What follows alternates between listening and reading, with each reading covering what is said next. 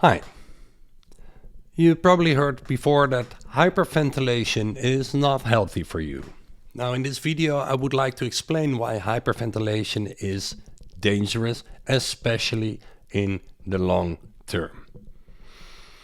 Hyperventilation is simply breathing too much. And for me, there's two ways. I have been hyperventilating myself when I was 12 years old, just after my father died. And it was a feeling like I couldn't breathe deep, and I always wanted that, and it never happened. So you're like, just trying to get over that threshold and get a deep breath. And that's like the normal form of hyperventilation, and you're basically breathing too much. And then, of course, you have a serious panic attack where you you breathe like that. Anyway, altogether, hyperventilation is breathing too much. Now, is that a problem? Because we need to breathe, right? And we breathe in oxygen and we breathe out CO2. Now, let me explain why there is a problem. First of all, in the short term, there's not really a serious danger other than that you can pass out.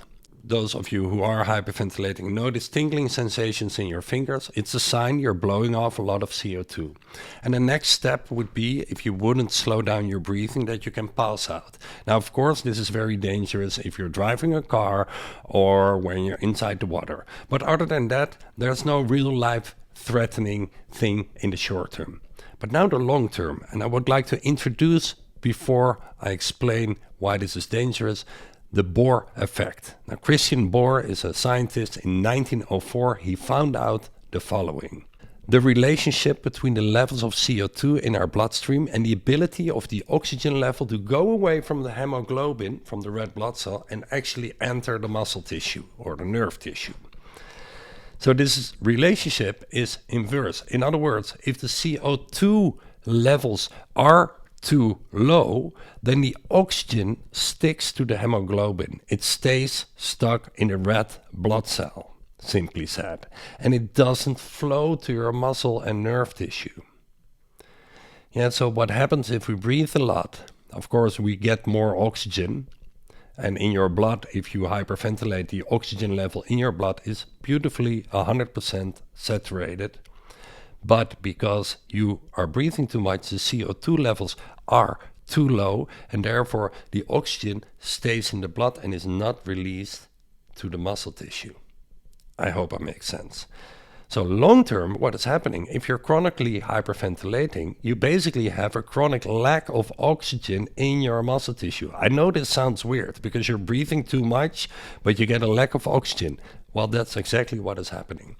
With that lack of oxygen, short term, it's okay. If you run up the stairs, you also have a lack of oxygen in your brain. So there's no problem. But long term, I can only guess what is happening, but I'm very, very positive that unexplainable autoimmune illnesses start with a lack of oxygen somewhere in the body. Yeah, so Bohr effect, to summarize this video. The Bohr effect, the more you breathe, the more you blow out CO2, the more the oxygen stays in the bloodstream and is not released to the muscle tissue. And this is why long-term hyperventilation is very dangerous. Now, if you need help with any of this, you can train with me personally.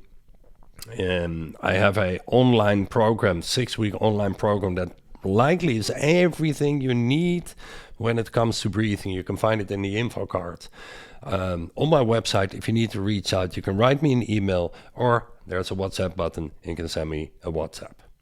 And make sure you subscribe to this channel. And if you really want to be annoyed every time I post a video, hit that little bell, the notification bell, because then you get an email every time I post a video. See you soon. I hope this helped. Bye-bye.